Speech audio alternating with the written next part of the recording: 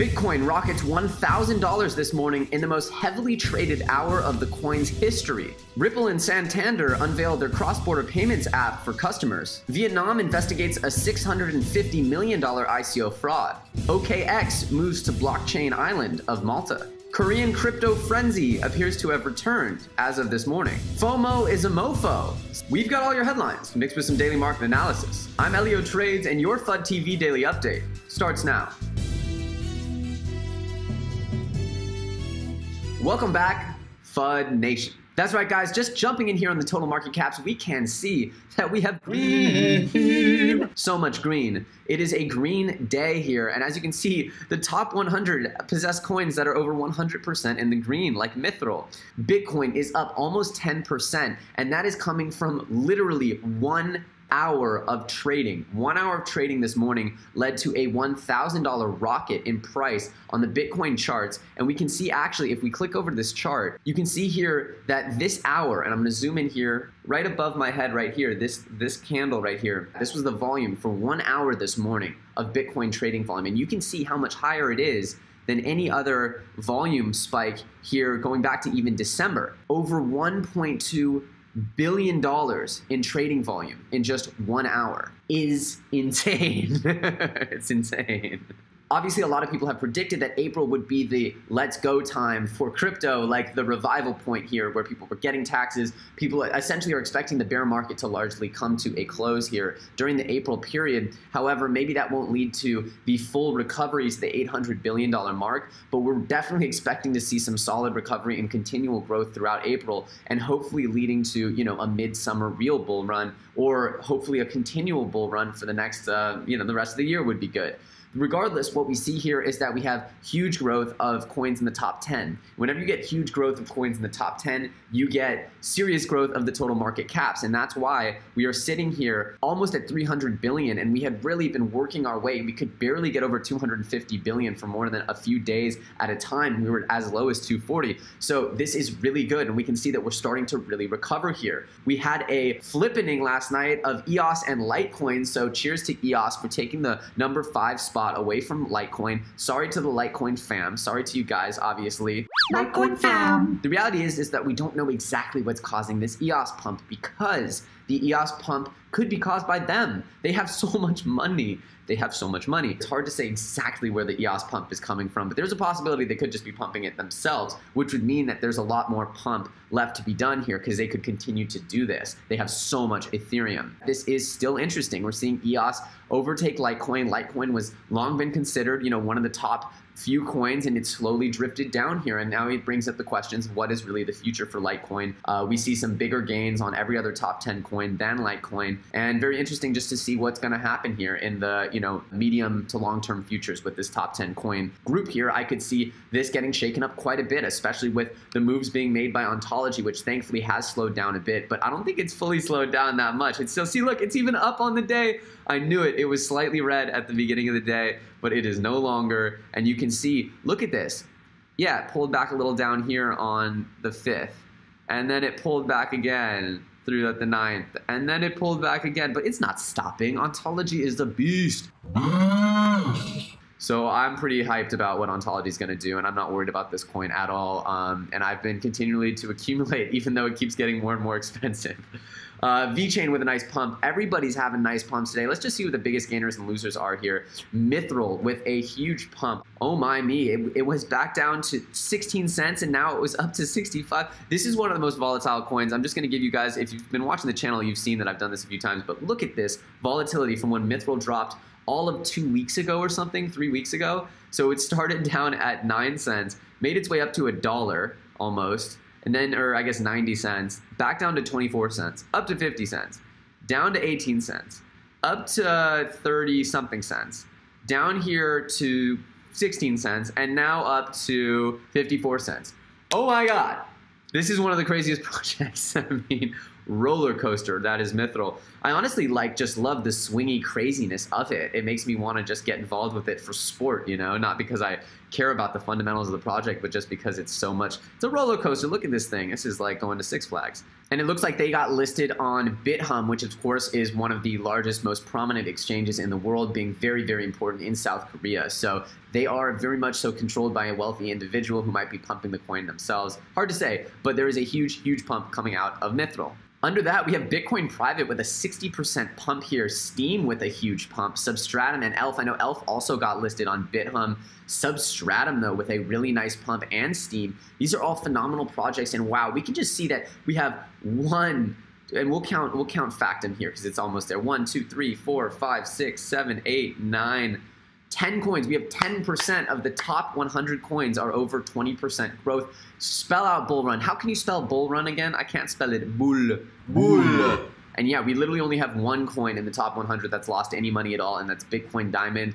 This is good news, fam. This is really good news. Hopping over to some news, we have word that Ripple and Santander are officially unveiling their retail product for customers that will allow for international bank payments. OnePayFX, which uses Ripple's blockchain, not the XRP blockchain or the XRP token, but the X current system, will initially be open to the Santander account holders in Spain, Brazil, Poland, and the UK, according to the company.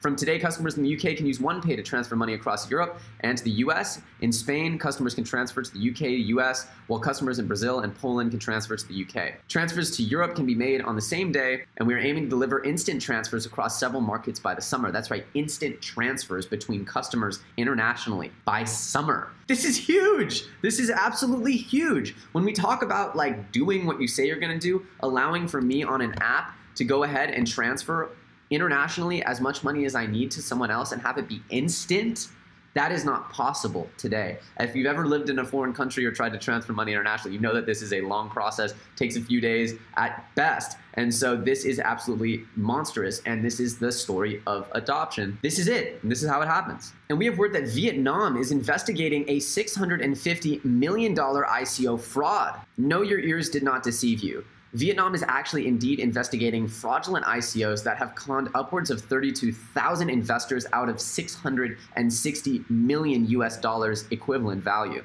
An estimated 32,000 investors were persuaded into investing into schemes that incentivized older investors to rope in new investors in a multi-level marketing scheme. The further sign of a brazen Ponzi fraud, Pincoin, which claims to be an Ethereum ERC20 token, claims to offer investors returns of up to 40% each month on its website that is complete with a picture of a yellow Lamborghini. Oh my God, can we please start learning to spot the signs of Ponzi schemes and frauds? Anyway, this is really sad. It's not good when any kind of ICO fraud happens because it delegitimizes the whole industry. And to see that this has reached the scale it's reached, $660 million off retail investors in Vietnam, that is insane. This is just too much money to let go as a sunken cost, especially in that region of the world. A report from a local publication, Viet Bao, the owner of the building that housed Modern Tech, said the company had already left and annulled its contract in March. Nobody knows where they are moving now. Sounds like they have truly exited. As of right now, the local governments are looking into it, and we'll keep you updated. Hopefully we can find some justice for those affected. And Binance, following up on its promises, announces its coin burn. So every quarter, Binance will use 20% of their profits to buy back BNB and then destroy them, until they have 50% of the BNB 100 million bought back. All buyback transactions will be announced on the blockchain. We will eventually destroy 100 million BNB, leaving 100 million BNB remaining. So eventually they're going to reduce the whole supply of BNB by half. So whatever your supply, whatever the BNB supply is, pending that Binance has the revenues to justify this coin burn ongoing, and it certainly seems like they might. This is awesome. Of course, we love every time that a business in this space actually does what they say they're going to do. I know that seems like a low bar for success, but it unfortunately is a bar for success because these companies are definitely trying to reshape our modern economy. So whenever they do anything in the realm of what they promised, we can equate their contributions to massive growth. This is awesome, and we definitely will look for all the good, positive stories of people delivering on all their promises and bringing the value to the ecosystem that they pledged at the beginning of their projects. Big up to CZ, big up to Binance, and whoever was that said that we were hating on Binance in every video, who are you, bro? And OkEx moves to the islands Blockchain Island of Malta. The word that OkEx is moving to Malta is not actually fully surprising, as Binance recently pulled that move, and it allowed them now to introduce fiat pairings such as USD in collaboration with the local government there that would essentially allow for this. This is really awesome, and seeing now OkEx move to Malta means that Malta is setting themselves up as a powerhouse here. With already the two leading exchanges in the world moving to the island, you can see that there are friendly conditions emerging in Malta.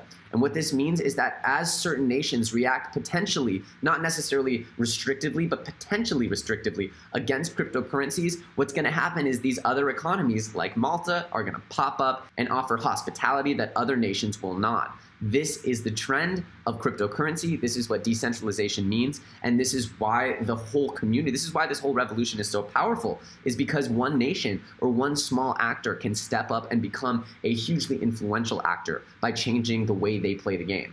And of course, the spike this morning that happened on the Bitcoin charts actually happened in Korea really hard as well. They were saying millionaires were made with 13,000% gains. The reality is that Korean premium is starting to come back. This is one of the most exuberant and overzealous nations when it comes to cryptocurrency investment. So seeing the activity heat up over there is extremely promising and extremely bullish for the entire market. Guys, it's kind of feeling like the moment here. Don't you FOMO like a mofo? FOMO is a mofo. This billboard is live right now in Montreal, and that's thanks to CoinSquare. I'm just showing this because we have billboards up about FOMO in the cryptocurrency market, cryptocurrency world.